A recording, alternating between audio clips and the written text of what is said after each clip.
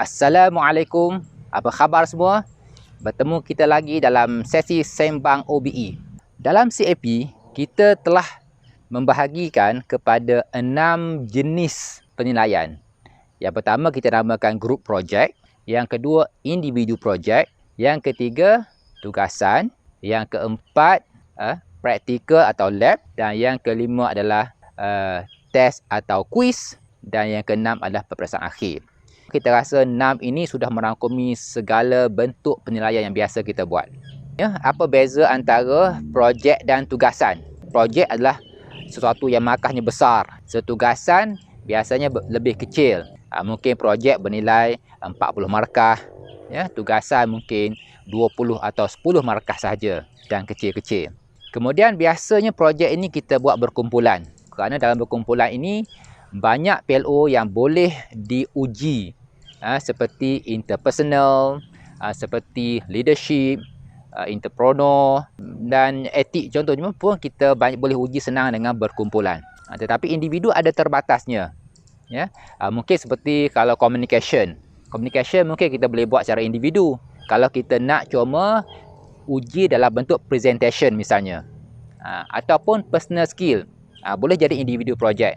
Kerana personal skill lebih pada merujuk bagaimana mereka menguruskan diri, cari maklumat, perancangan dan sebagainya untuk membangunkan diri, kerjaya dan pelibatan juga dalam masyarakat. Dan untuk quiz dan juga test pula biasanya berbentuk ujian kognitif yang dibuat berkala ya. Dan lab pula biasanya bagi program-program yang ada aktiviti lab. Seperti kitchen, seperti lab komputer ataupun lab-lab lain lah. Dalam CPD lepas kita maklumkan bahawa kita minta minimalkan jenis tugasan. Maknanya bukan kata 6 ni 6 semua kena ada. Kita tak galakkan. Malah kita galakkan daripada 6 ini ada 3 pun sudah cukup cantik. 3 contohnya adalah ada projek, ada tugasan, ada final exam. Sudah cukup cantik. Kerana kita boleh fokus kepada penilaian tersebut dengan rubriknya, dengan masa kita beri kepada pelajarnya, membimbingnya, respon dan sebagainya. Kalau banyak sangat dan kita pun banyak kena maki markah. Macam mana dengan tutorial dan sebagainya? Ya, memang boleh buat semua-semua tu. Tapi ingat, bukan semua tugas apa yang aktiviti pelajar buat tu kita perlu bagi markah. Kita boleh jadikan sebahagiannya adalah sebagai latihan berterusan dalam pembelajaran, dan pelajar pun enjoy buat tu. Ya, dan dia pun dapat test diri dia. So okay, fun. Tak mesti kita bagi markah. Markah kita fokus kepada projek dan tugasan yang besar saja. Bila sebut projek ni, dia biasanya satu benda yang merangkumi aspek yang luas. Dia merangkumi biasanya ialah untuk applykan knowledge yang dia belajar untuk buat benda tu, betul tak? Kalau ada skill, dia pun mungkin terpaksa gunakan skill tu untuk buat projek tu. Dan juga yang paling penting ialah projek tempat mereka belajar untuk skill set lain seperti efektif ya, dan yang betul macam tu lah. Jadi of course projek ni eloknya ada paling kurang 2 lah PLO dia. 2. Contohnya ialah knowledge dan efektif. Ataupun mungkin ketiga-tiga sekali. Ada knowledge, ada praktikal atau kognitif dan ada efektif. Final exam. Final exam ni so far kita fokus kepada banyak PLO 1, iaitu pengetahuan dan kefahaman. Kalau ada pun tambah kognitif, kognitif skill. Dan satu kolom lagi yang ada ialah tentang perincian tugasan.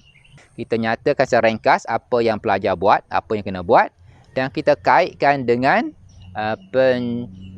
PLO yang akan dicapai. Relatekan dia. Okay, pelajar contohnya kena buat case study yang merangkumi satu isu semasa dan pelajar buat secara berkumpulan. Jadi dengan membuat itu, pelajar akan dapat menguasai kemahiran kerja berpasukan, iaitu sebahagian daripada leadership, responsibility dan autonomi. Begitu. Okey, seterusnya kita buat rubrik dia. So rubriknya sebenarnya very simple. Contohnya adalah bagi projek ya. Itu dalam CAP dia ada contohnya 2 PLO. Maka dalam rubrik projek tersebut ada 2 bahagian. Bahagian pertama ialah PLO pertama, bahagian kedua PLO kedua, dan ada rubriknya. That simple, very simple.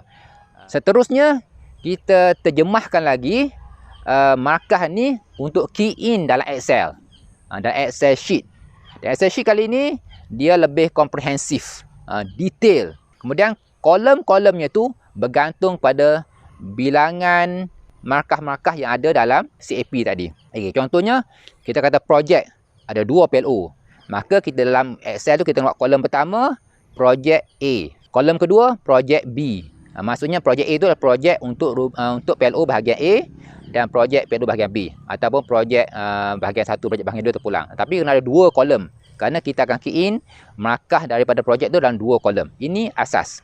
Kemudian tugasan, katakan tugasan 1 kolom je lah. Okay? Dan kemudian final exam.